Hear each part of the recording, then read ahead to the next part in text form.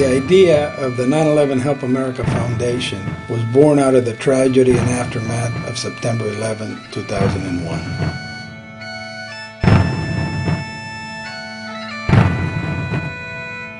Everyone in America was heartbroken and in shock.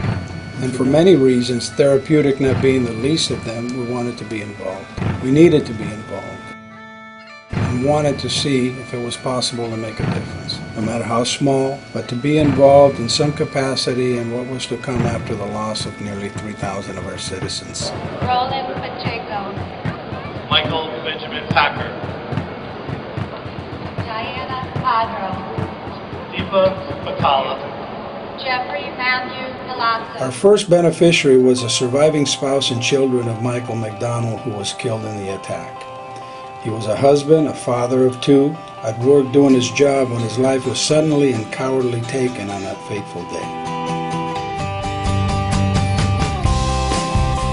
Our trip to Ground Zero was a completion of a 10-year journey.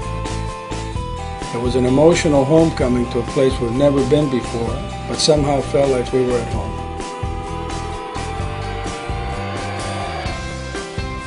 It's difficult for us on the West Coast to fully grasp the pain that the 9/11 attacks had inflicted on the families and on the city of New York itself. Now, 10 years later, the memories have even gotten stronger. People came from all across our country, from all walks of life. They flew in, drove their cars, took trains or buses, some even rode in. But they all came to pay their respects to those killed on that horrible day.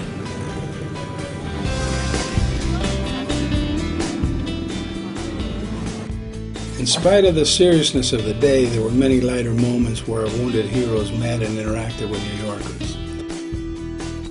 There's one thing about America.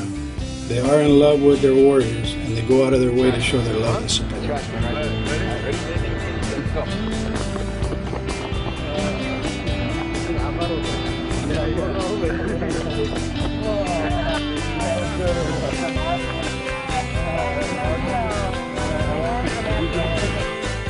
There's a certain magic that happens when our guys get together to have fun. It's contagious.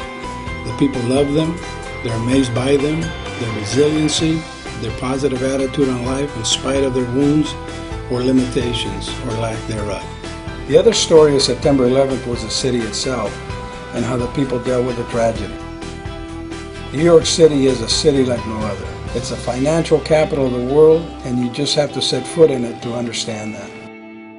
10 years later, the city is full of life.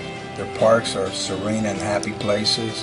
Subways are full of different nationalities, surrounded by colorful neighborhoods and buildings reaching out to the skies. And then we went to go meet one of our brothers, Max McManus.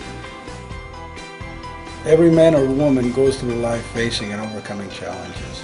The fiercest competitor is often our own self-imposed limitations.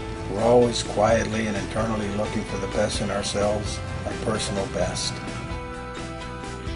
Max set out on his own personal mission, a tribute to those that perished on September 11th and those that protect and give us our way of life, to honor and bring awareness to the sacrifice of those that answer the call of duty. The mission was to ride across the country, connecting 50 states in 50 consecutive days, ending at Ground Zero on September 11th. As Max so humbly and eloquently puts it, you need to have skin in the game. And for that, Max, we will be eternally grateful.